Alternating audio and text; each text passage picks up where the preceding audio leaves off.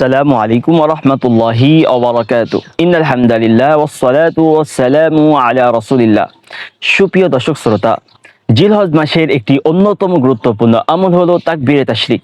তাহলে আসুন আমরা জেনে নেই তাকবীরে তাশরিক বলতে কি বোঝায়। তাকবীরে তাশরিক হলো আল্লাহু আকবার, আল্লাহু আকবার, লা ইলাহা ইল্লাল্লাহ, আল্লাহু আকবার ওয়ালিল্লাহিল হামদ। এই তাকবীরটি 9 জিলহজ ফজরের পর থেকে নিয়ে 13 জিলহজ আসর পর্যন্ত মোট 23 ওয়াক্ত ফরজ নামাজের পরে এই তাকবীরটি পাঠ করা প্রত্যেক নরনারী, মুসাফির, মুকিম সকলের উপরে একবার এই তাকবীরটি পাঠ করা ওয়াজিব। তবে পুরুষেরা উচ্চ আওয়াজ বা মধ্যম আওয়াজে পড়বে আর নারীগণ নিম্ন আওয়াজে পড়বে। এখন প্রশ্ন হতে পারে, কেউ যদি এই তাকবীরটি একাধিকবার পাঠ করে, 3 বার 5 বার পাঠ করে, তাহলে কি কোনো সমস্যা হবে কি?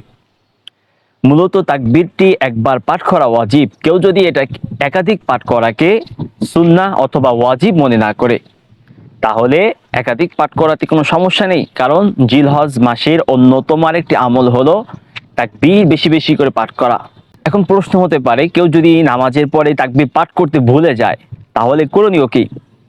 আমরা যদি লক্ষ্য করি, বাদের সনায় 2 নম্বর খণ্ডে 15 নম্বর পৃষ্ঠার ভিতরে বলা হয়েছে যে তাকবীরের স্থান হলো নামাজের পরে।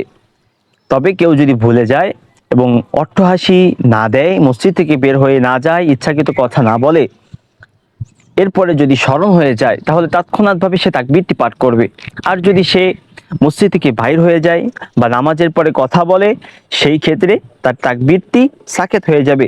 যেমনটি বলা হয়েছে বাদের সনায়ের একবারে লাস্ট যে 12টা রয়েছে, ফায়াক্তু তাকবীর, যদি কেউ অট্টহাসি দিয়ে দেয়, কথা বলে বা মসজিদ থেকে বের হয়ে যায়, তাহলে তার তাকবীর পাঠ করা লাগবে না। জিলহজ মাসের অন্যতম একটি গুরুত্বপূর্ণ আমল যেহেতু তাকবীরে তাশরিক, এবং এটা প্রত্যেকের উপর পাঠ করা ওয়াজিব।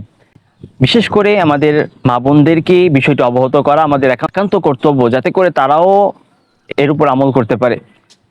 আল্লাহ সুবহানাহু ওয়া তাআলা আমাদের সবাইকে এই তাকবীরে তাশরিক যে ওয়াজিব আমল আমাদের উপর রয়েছে, সকলকে আমল করা তৌফিক দান করুন।